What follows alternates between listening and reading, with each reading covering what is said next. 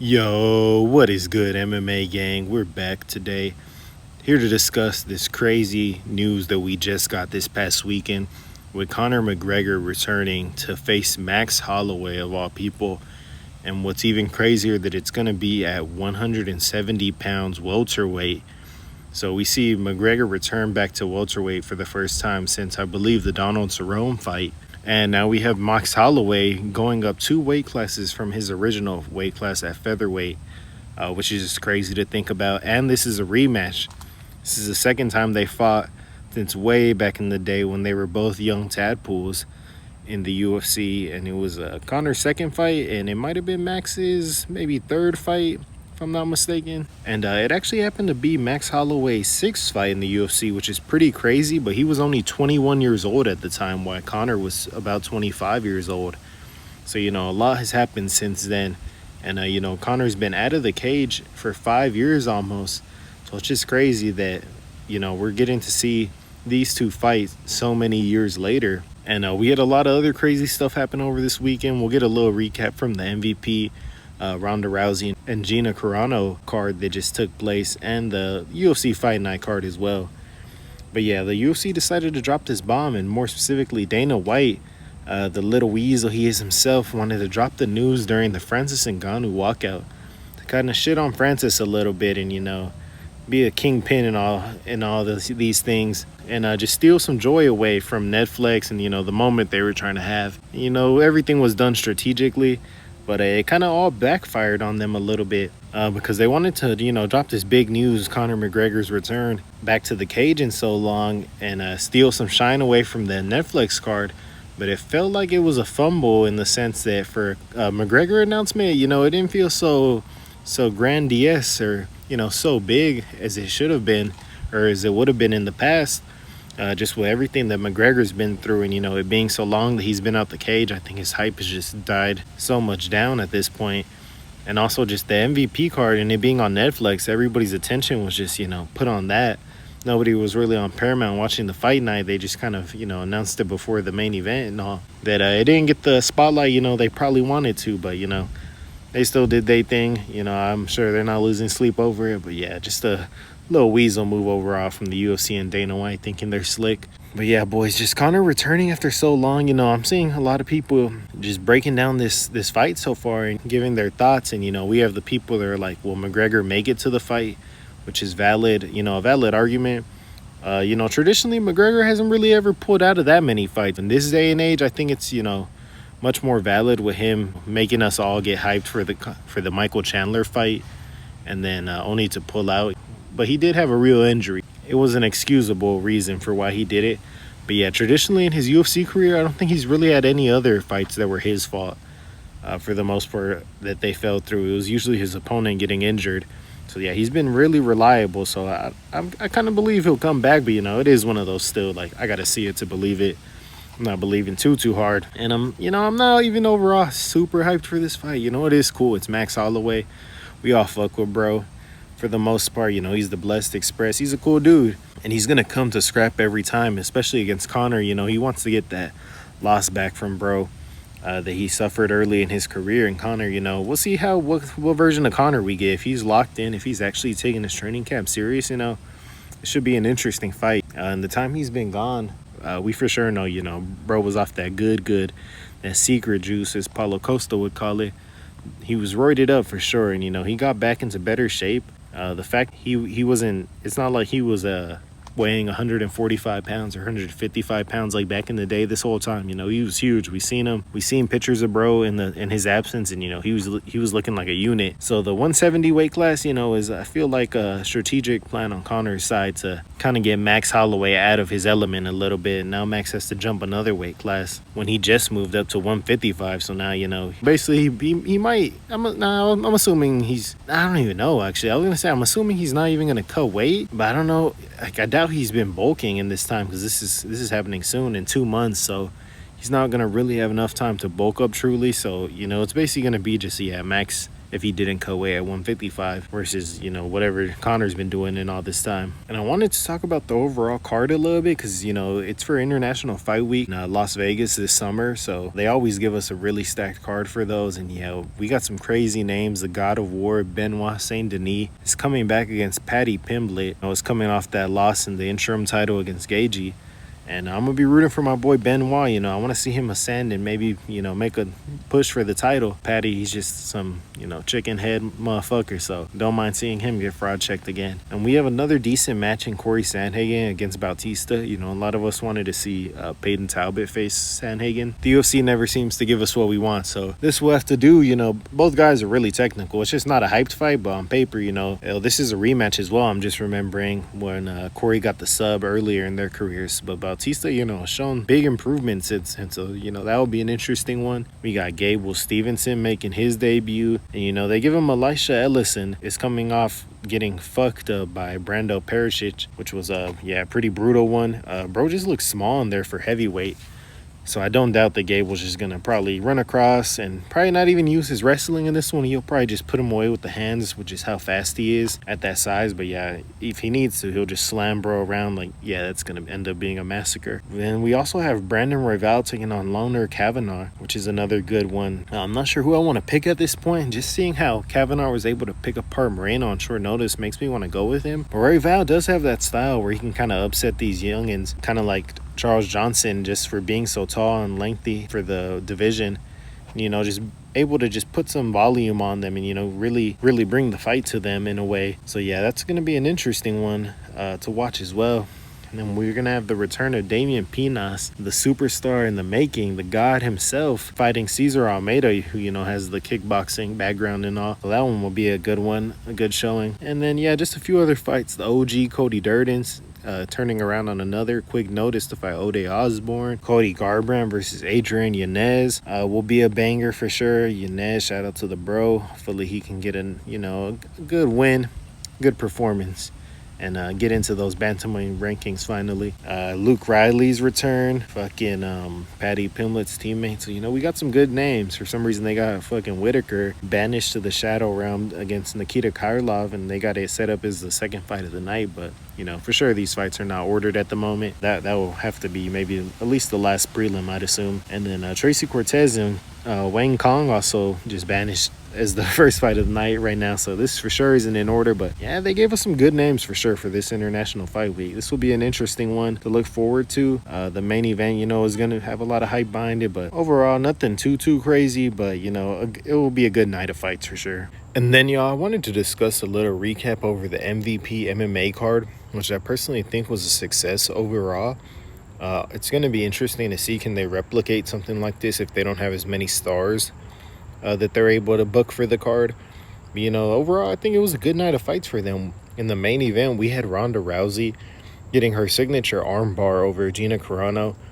She literally just ran across the cage and, double-legged her and got on top, was ground and pounding and worked her into that armbar. I think me and my boy literally called it right before, with that just being Ronda's signature move. It just seemed inevitable that she was going to lock that up. But it was crazy how fast it happened. It sparked some discussions that, was this a rigged match and all things like that. And you can tell, that's coming from more of the general audience who doesn't watch as many fights. Because, it makes sense that Ronda would get something like that quick if you just look throughout her career, even though it's been a while. It's literally her signature move. And I know it's popular to hate on her, but I wouldn't doubt if she was in the UFC that, maybe she might not be champ. But I could bet that, honestly, half of the women's roster, at least probably 75%, she could beat them that same way. I feel like sometimes some people just have some signature moves that they're so good at. Even though, it's a little predictable, you don't realize how good they are at it till you're in there with them. So, Ronda gets that dub. We'll see if Gina decides to come back after that, since she put in so much work. So I wouldn't be surprised if she gets another fight. And then Mike Perry in a bloodbath with Nate Diaz. Mike just bringing that bare knuckle style of boxing and basically replicating it in the cage. Nate, and he's acting like his usual stuff, strutting, trying to flex a little bit. But overall, Mike Perry just started pouring on the damage. He was getting bloodied up in the face. It was looking bad. And then, going into the corners and at the end of round 2, me and just everybody else watching it were just sit back like, wow, like, this one's getting pretty bad. Are they going to keep it going? And yeah, the Cub man decided to be the one to make the call to stop it. And yeah, I don't blame him at all. Nate's face was just covered in blood that he couldn't even see. So yeah, Mike Perry gets that dub. We'll see where he goes from here too. He can probably get a big money fight. And then we had Francis Ngannou. And one thing about the main top 3 fights, even though maybe their opponents weren't the best, I feel like overall leaving from this, it just felt like, they're in really good form still, and they could still all compete, possibly in the UFC. More Mike and Ngannou for sure. Even Mike Perry, how far can he make it? But he'll for sure put on some scraps if the UFC want him back. But yeah, Ngannou, in my opinion, is still the greatest heavyweight of all time, damn near. Like, honestly, I'll take him over anybody. I think the closest match is him and John Jones, just because John Jones is going to have that lighter man skill. And I think we even saw a little bit of that with Felipe. Like, Ngannou said he was able to surprise him a little, but not throw anything of consequence. I just think he was a little more nimble on his feet, a little lighter, being a more natural light heavyweight. But yeah, Ngannou gets that nasty left hook finish over, bro, when they were exchanging in the pocket, just leaving Felipe like a lifeless body on the canvas. That was a nasty one. And Herb Dean, pulling a Herb Dean and taking a few extra seconds to call the fight rather than stepping in right away, which was, it wasn't the best Herb Dean performance on this card. We had another fight earlier in the night that he also took a while to stop as well, or that he kind of had a fumbling of. So yeah, but yeah, overall Ngannou's still looking as sharp as ever. And yeah, I think most heavyweights in the world, I take him to probably knock out at this point in his career even still. But yeah, we'll see where bro goes from here. They're trying to hint at a fight with Jake Paul maybe. Yeah, and then we got the John Jones fight. John Jones trying to get out of his contract, which I kind of doubt he'll ever be able to get out of. But yeah, we got some options for bro. And then we did have Saladin end up finishing Kenneth Cross to the body. This was another banger fight that ended in the first round as well, as 4 of the fights on the main card did. And yeah, bro looked nice. He's had offers in the UFC for the past, but it might be time that they finally bring bro over. He looked really good in this one, and yeah, just overall overwhelmed Kenneth Cross. Ended up getting that body shot finish. So yeah, shout out to bro. And we also had Rebellis Despain KO JDS, which is pretty bad, pretty nasty. JDS, yeah, he just needs to hang it up, probably not fight anymore. But Rebellis was trying to push for a fight against Ngannou, which would be interesting, but it's kind of that same Tom Aspinall John Jones situation where Francis is kind of like, what do I benefit from fighting you? But they're two beasts of humans and specimens. So for sure the fans wouldn't mind seeing that, but we'll see if that ever gets made. And just cutting through some of these prelims real quick, we had Fazil get an anaconda choke in round 2 against Babian. Since he came in on short notice, he just tried to come out and rush him in round 1 and was having some decent success. But then Fazil ended up just putting him away in round 2 after he was kind of gassed. So solid win for bro. And then this was the other fight that was a little controversial with the Adriano Moraes and Fumi Nkuta, I believe is how you pronounce it, Nakuda. And yeah, I thought Nakuda, since he came in on short notice, I almost felt like rooting for him mid-fight, and he was having a lot of success in the first 2 rounds. And I think Moraes did enough to steal that 3rd round, but then at the end of the round, he ends up locking up a choke. After it looked like he dropped Nakuda, but I think he just more knocked him off balance. Ended up jumping on a choke, a rear naked. And as the buzzer was counting down, it was literally the last 10 seconds of the round. He had that mud locked in tight, and he had, I think, his right arm trapped. So he was trying to fight the hands with only one arm. And as the bell sounded, it felt like Herb Dean was trying to pull him off for a good 2 seconds, and he kept it locked in, which was a little suspect for me. And just the fact that Nakuda came in on, short notice, I kind of feel like they should run this one back. The refs ended up reviewing the footage, and they decided to make it a technical submission on that one. So y'all let me know what y'all thought about that one. I thought that was suspect. And yeah, Herb Dean didn't have the best performance on this card. And just wrapping up some of the other fights, Jason Jackson, nasty left hook finish on Jeff Creedon. Yeah, Jason Jackson also probably needs to get in the UFC. His hands are just so crisp. And since he finished Yaroslav in the past, and now he's looking good in the UFC, yeah, they need to go ahead and bring bro over. And we had David get the decision over Alberto Morales. I don't even know if I watched this fight, but shout out to bro. Aline Perez ended up getting the split decision over Jade Wong. That was a pretty good fight overall. Yeah, some decent just for the early prelims. And then the first fight of the night was actually low-key a banger. Nate Diaz's boy Chris Avila ended up losing to Brandon Jenkins. Because then I saw Merab was in Jenkins' corner at the end, which was pretty cool. I was like, oh shit, shout out to Merab. But yeah, his boy ends up getting the split decision. That was a pretty close fight overall too. But, Jenkins was using more MMA. Chris Avila was mostly boxing him, getting him with a nice jab. I'm not mad if you scored it for Chris Avila low-key, but overall I did feel like Jenkins did the better work. So yeah, successful card overall for MVP. And I liked it a lot, honestly. It was a good time to watch.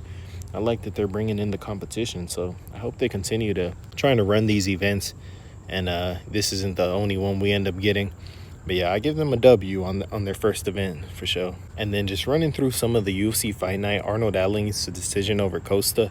Yeah, I was a little too bought in on Costa myself, picking him for the upset, but sometimes you just got to go all in on an underdog when everybody else you're saying is picking the other guy. But shout out to Allen. He shows he's for sure top 5 solidified in this division. There's just a lot of really good guys at the top of the division. So, it's going to be a little hard for him to try to get a title shot at this point.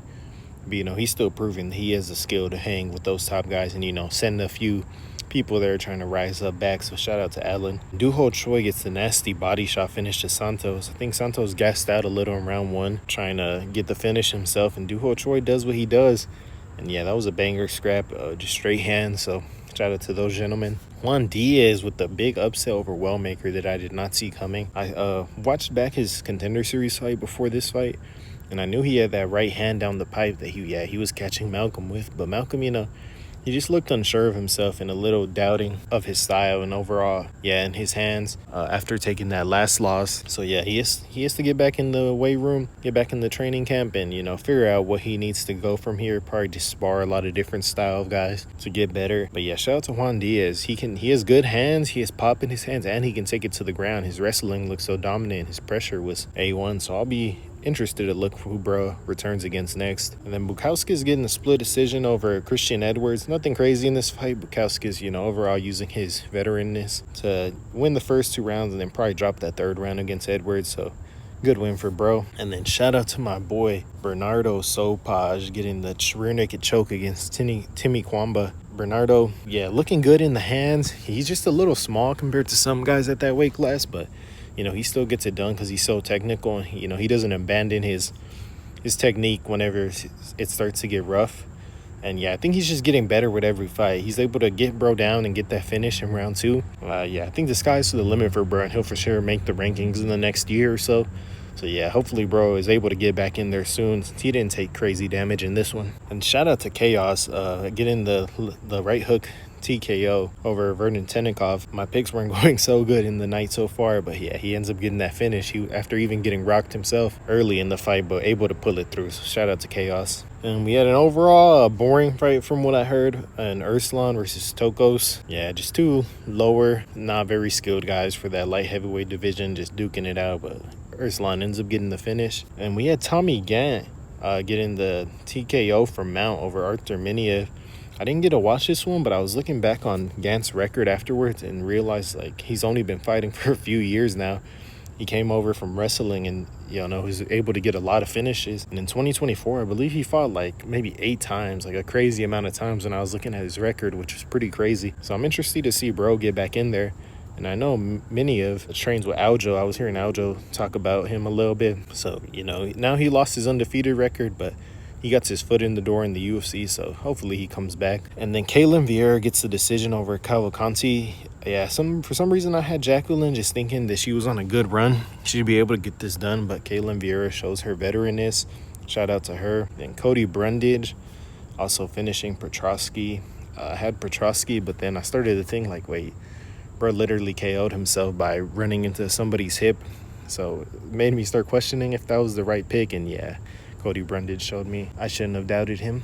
Alice ends up getting that calf slicer finish on Pollyanna, who left her right leg a little too tucked under while Alice was in her guard, and I guess leans down and ends up putting herself in a calf slicer basically, which is pretty crazy. I don't know if anybody's ever finished that in the UFC, or it's for sure been a while. Some shit like that has happened. So that was crazy. I was seeing a lot of the community talk about that. So shout out to Alice on getting that rare finish. And then one of the fights that I did get right on this card, Luis gets the finish over Daniel. in the flyweight scrap, the second fight of the night. And yeah, Luis overall, I just thought he had been scrapping with the better dudes a little bit, just showing me a little bit more than Daniel, and is able to get this one done. He also did have the youth advantage a little bit on his side, so shout out to bro. And then to open up the night, Nicole Cagliari ends up getting the triangle choke on Shanna Bannon. I'm not surprised if Bannon, that might be her last fight in the UFC. I think she's getting a little older up there. I don't know why I picked her. It was kind of one of those roll the dice on her. But yeah, she ends up getting finished overall. So yeah, nothing too much to talk about that fight. But shout out to Nicole. But yeah, boys, that's mostly all I have to talk about for this fight cards that just passed this past weekend. So yeah, a lot of MMA, a lot of good stuff from this past weekend. And yeah, we got more, good fights coming up soon, leading up to the White House event. And this weekend we do have the Alexander Usyk taking on Rico Verhoeven, which is going to be a pretty interesting fight. Usyk having cleared out most of the heavyweights of our generation, so now he's taking on Rico, who is, a pretty big legend in the glory kickboxing scene, and was able to, for the most part, clear out everybody from his division. I think he tried to give the UFC a try, but, they offered him a pretty shitty contract, so he ended up going for this fight. And I know there was an offer for him to fight Ngannou too, which is pretty interesting, but I guess he said the chance at, being able to maybe knock out Usyk is better overall for his legacy. So he wanted to take a chance at that. They can even do the Ngannou fight afterwards, depending on how things go and all things of that nature. But yeah, boys, I want to come out with a little video, watch a little tape, watch a little film, and just give my overall thoughts on this fight later this week. So yeah, be expecting that. But yeah, boys, I hope you did enjoy all these breakdowns of everything. We have return of Conor McGregor, which is crazy, taking on Max Holloway in a stacked International Fight Week card. And it was a decent MVP event for sure. I'm glad to see what they do in the future. And a solid fight night from the UFC, I guess. But yeah, boys, that's all for me for today. Hope y'all enjoyed y'all's weekend, enjoyed y'all nights whenever y'all watching this or day. And we'll see y'all boys in the next one. Stay cool. Peace.